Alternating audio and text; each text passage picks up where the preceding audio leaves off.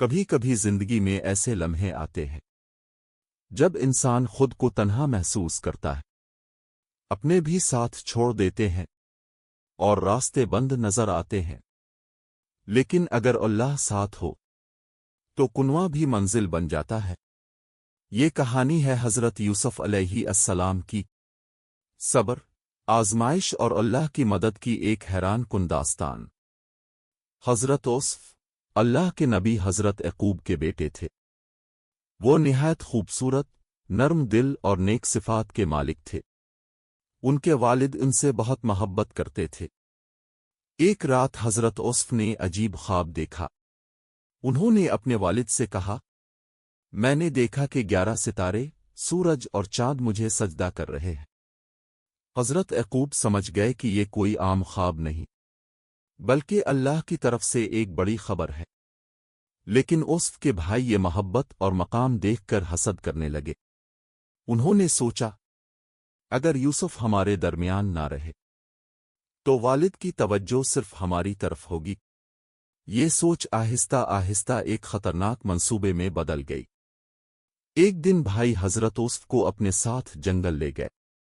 یوسف معصوم تھے، انہیں اندازہ بھی نہ تھا کہ ان کے اپنے بھائی کیا کرنے والے ہیں۔ وہ ایک گہرے کنویں کے پاس پہنچے اور اچانک انہوں نے حضرت یوسف کو کنویں میں دھکا دے دیا۔ اندھیرا، تنہائی اور خاموشی۔ سوچئے، ایک چھوٹا بچہ اپنوں کے ہاتھوں کنویں میں چھوڑ دیا گیا، لیکن جہاں دنیا ساتھ چھوڑ دیتی ہے وہاں اللہ کی رحمت ساتھ ہوتی ہے۔ بھائی خون لگا کپڑا لے کر گھر پہنچے اور حضرت یعقوب سے جھوٹ کہا، یوسف کو بھیڑیے نے کھا لیا۔ حضرت یعقوب کا دل ٹوٹ گیا، مگر انہوں نے صبر کیا اور اللہ پر بھروسہ رکھا۔ ادھر کنویں کے پاس ایک قافلہ پہنچا۔ انہوں نے پانی نکالنے کے لیے ڈول ڈالا اور اچانک انہیں کنویں سے ایک بچہ ملا۔ وہ حضرت یوسف تھے۔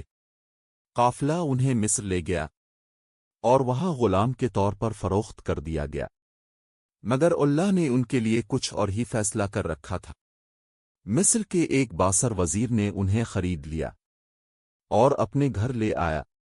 وقت گزرتا گیا اور حضرت یوسف جوان ہو گئے۔ اللہ نے انہیں حسن، عقل اور حکمت عطا فرمائی۔ پھر زندگی نے ایک اور امتحان لیا۔ وزیر کی بیوی نے انہیں گناہ کی طرف بلایا، لیکن حضرت یوسف نے اللہ کے خوف سے انکار کر دیا۔ نتیجہ، جھوٹا الزام اور بے قصور ہونے کے باوجود جیل۔ عام انسان شاید ٹوٹ جاتا، لیکن اللہ کے نبی نے صبر کا دامن نہ چھوڑا۔ جیل میں بھی وہ لوگوں کو اللہ کی طرف بلاتے رہے۔ کچھ عرصے بعد مصر کے بادشاہ نے عجیب خواب دیکھا۔ کوئی اس کی تعبیر نہ بتا سکا۔ تب کسی نے کہا، جیل میں ایک شخص ہے جو خوابوں کی تعبیر جانتا ہے۔ وہ حضرت یوسف تھے۔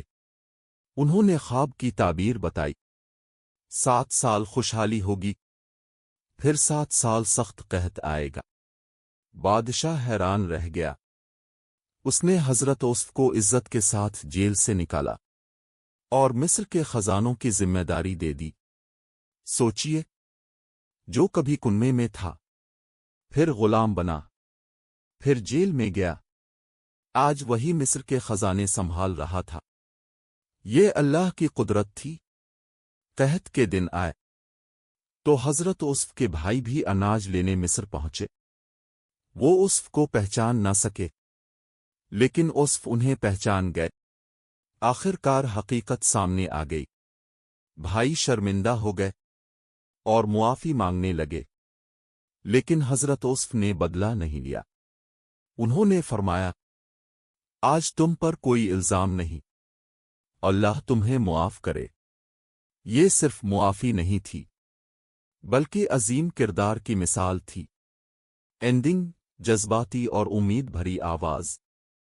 حضرت یوسف کی کہانی ہمیں سکھاتی ہے کہ زندگی کے اندھیرے ہمیشہ نہیں رہتے۔